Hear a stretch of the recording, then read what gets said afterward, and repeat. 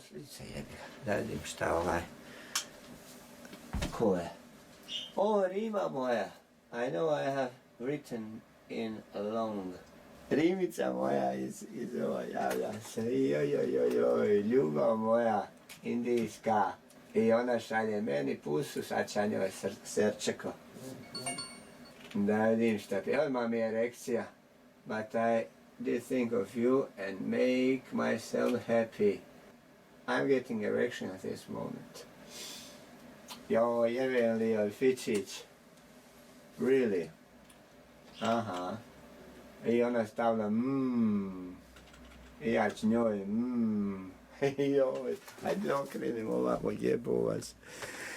Sad ću ja malo s njom da vi to vidite kako mi odmah, čekaj sam malo.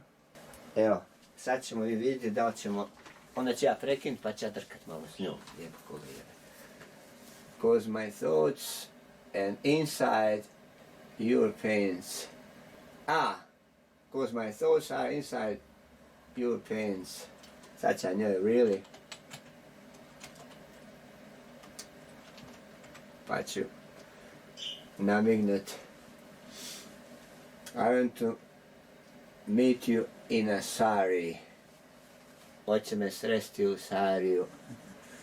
Slušaj, idem ja prekinut, idem ja njega, sad ću ja s njom pa ćemo mi doživjeti orgazme.